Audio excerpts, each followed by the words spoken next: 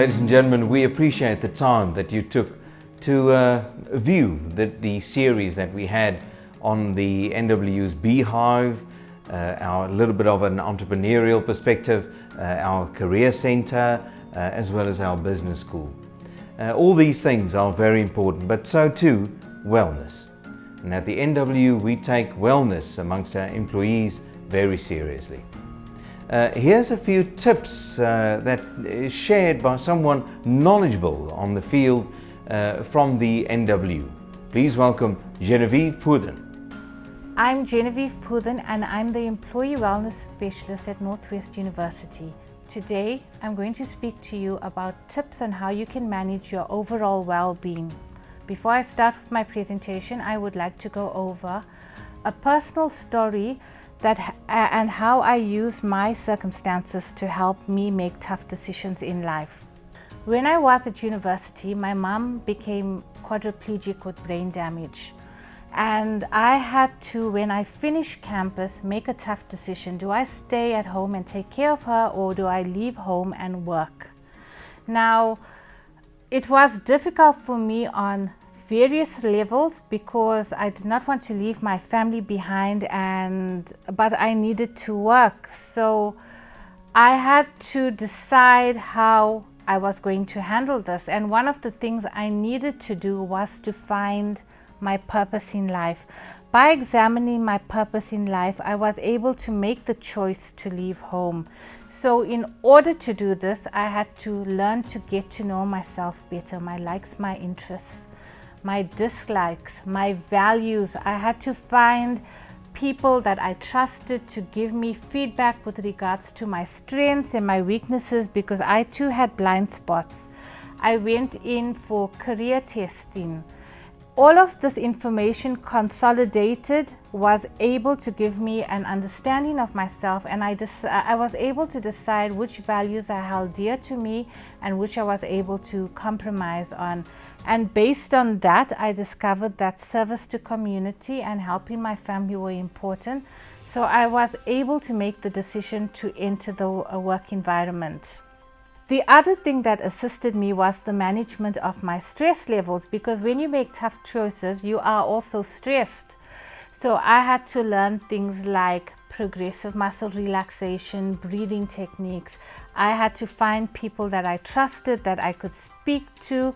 So all of us have stress at different times in our lives, and it's very important that we find ways and means that will help us to de-stress. Seeking help is another way, and this could be from a counselor, a religious leader in your community, a family friend or member that you trust that can give you sound advice and direction, because these people will have an understanding of your values and ethics and your goals. Do activities that give you joy and bring you pleasure and make you smile. Life shouldn't be serious. So what is it that helps you relax? For some people it could be a bubble bath, for others it could be a walk in the park or enjoying the sunshine or exercise. So find things that make you smile or make you happy and start engaging in those activities and try to include them in your routine. It's also important to develop and maintain your connections with your friends, your families, your mentors, because these connections will not only assist you with opportunities available out there, they will also support you through difficult periods and also give you guidance and feedback when you require it to make difficult decisions. Another aspect is taking care of your occupational wellness. Now, if we're lucky, we will all have a job. And with COVID-19, it means that the job situation has changed, so we must be able to adjust to the new changes. So one of the things that would help you is setting boundaries. Now, we all know with the new changes, people are working remotely, so we are more apt to use or we tend to use social media more often. So we need to actually set boundaries in place. For example, if you find that colleagues or a manager is sending you WhatsApp messages at 10 o'clock at night or on a Saturday morning when you're busy with your family, you need to say, please minimize the messages to what is important during work hours, and you only reserve after-hour messages for emergencies. This way it will alleviate some of the stress and tension you may be feeling. Another way is to look for the good in your work environment. Now, we all find that we sometimes are stressed out by people and things in the workplace. By focusing on the negative, you may become more fatalistic. So it's important to start looking for the good both in people and in your work environment.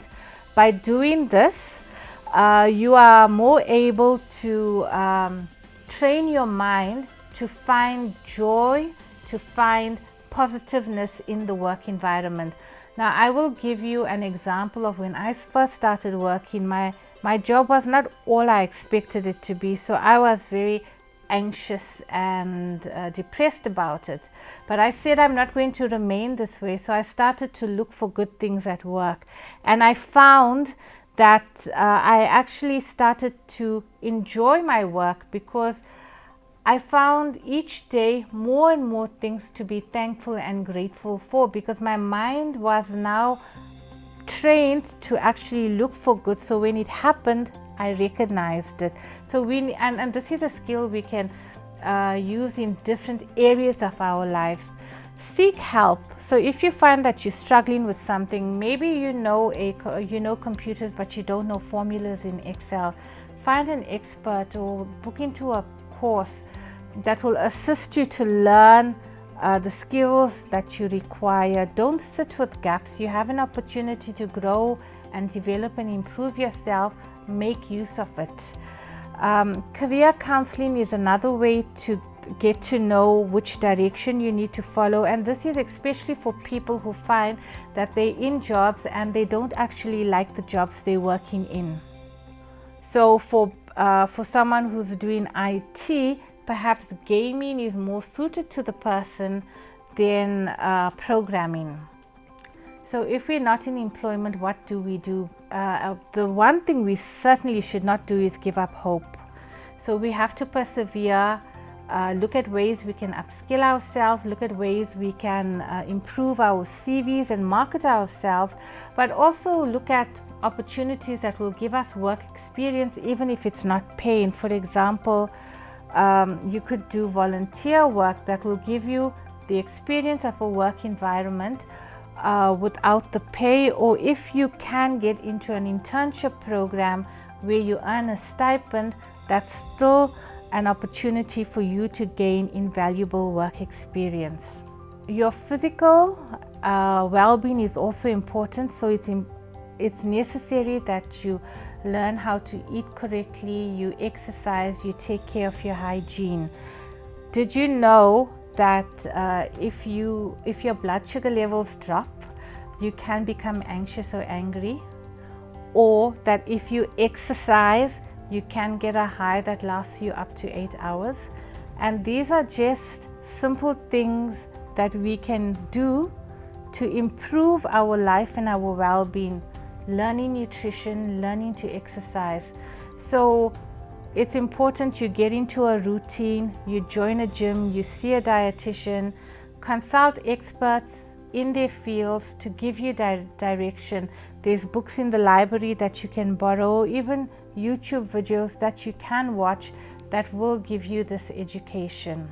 Relaxation and sleep are also important. Relaxation does not mean that you sit in front of the television and watch it. Relaxation means you engage in an activity to elicit a relaxation response within your body. So learning deep breathing, attending a meditation class, or doing yoga, things that actually calm and slow your body down, is also good for your overall well-being.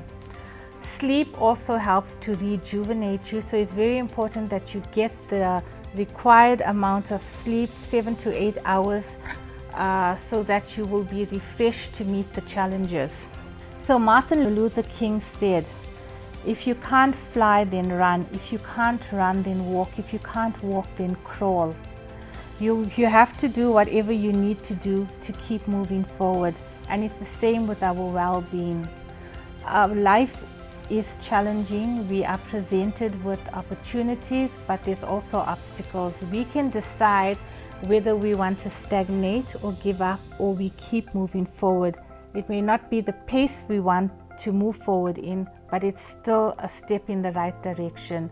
So make an effort to get to know yourself, find out your purpose in life and your guiding principles, and start working at taking care of your overall well-being, because it's going to help you withstand and be more resilient when you face those tough times.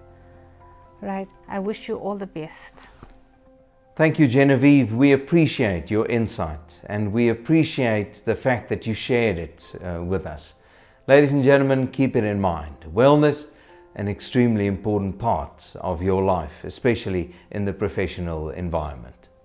At the NWU, we like to see you be part of our journey, and please continue to do so. Visit our alumni Facebook page for more information.